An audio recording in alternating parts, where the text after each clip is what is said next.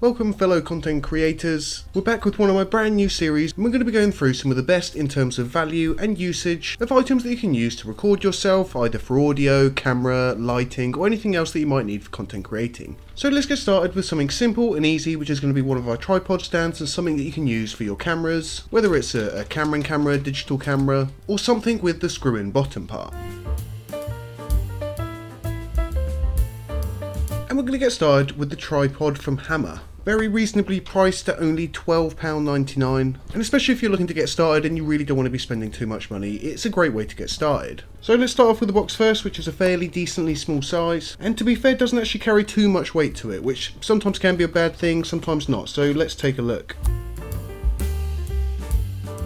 And if you are looking to get one yourselves, it's from Amazon and I will have the link in the description. Obviously the price of £12.99 is as of time of filming, that could change at any point. However, first of all you get it in this nice little carry bag, which is good for the price. It's got a tie up little end here so you can actually tighten it or loosen it depending on when you're carrying it or opening the bag. And it boasts a height of 106 centimeters or 106.5 centimeters. Colouring is very nice and I like the way the tripod actually sits. It's also got a middle part which can help it extend a little bit further up once you've got the three legs down. Another really awesome little feature that I like on this is that you actually get a really tiny spirit level right here,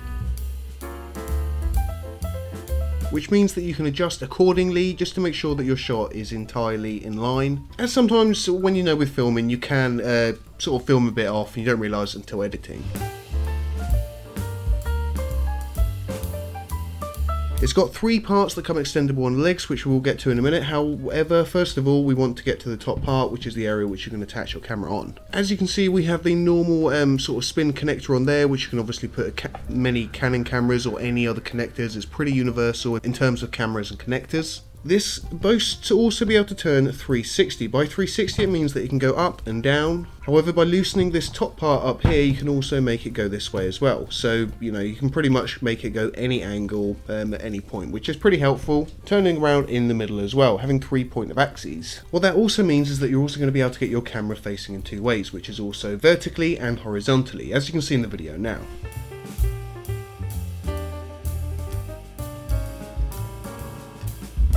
By being able to turn this little element, you can make any camera or any device that you have snapped onto here go completely sideways, giving you a phone camera angle. So let's get down to the first way that this camera or the tripod actually extends out or does become taller, and that's going to be this little turning thing just here. So we can turn that loose on that, and that will actually let this little pole go up, which gives it them extra few, I suppose about 20 centimeters. And let's tighten this one back up. Now from then on we have three clips which give it another sort of 3 sets of height, and again they're around 20 centimeters per time.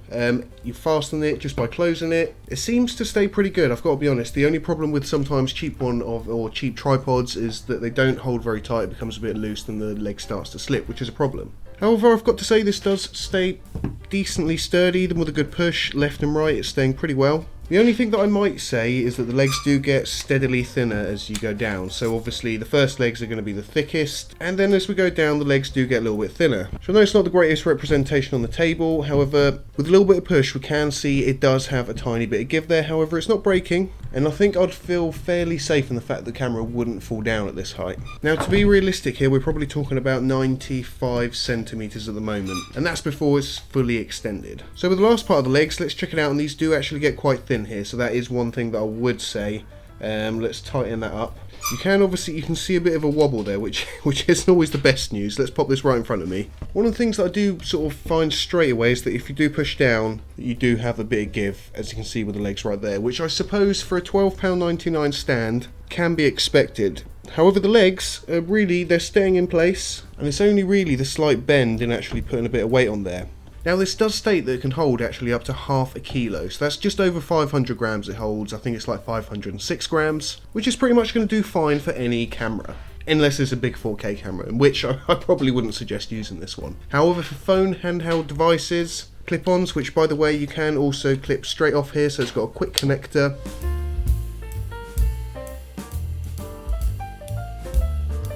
So you can connect this up to your camera and then quickly put it in here with a nice tight hold as well. That doesn't seem to be coming out. Yeah, and it doesn't move very well either, which is really nice. Like most tripods, this also spins, tightens, loosens, etc. And it does seem to stay pretty tight. If I tighten that up there, nothing's breaking or cracking, and it's staying exactly where I left it. So I'm going to have to say, for the price of this, for $12.99, I actually probably would suggest this, especially if you're just starting off and your cameras are not too huge. Anything up to a normal Sony, Canon camera, anything like that, I'm pretty sure it will hold up quite well, including any phone devices or anything that you have to use to hold your phone, which you can clip on or screw into these. Perhaps if you need taller shots, maybe I'd probably spend a bit more on these series of tripods. Actually do have a slightly more expensive version as well, which will give you that extra bit of sturdiness at the bottom, just in case you are using a larger or heavier 4K camera. And if you're looking to get into podcasting, check out one of my latest videos, popping up on the screen right now, letting you know one of the podcasts that we just got started to do with blogging, tech, and other online industries, in case you're looking to join yourself.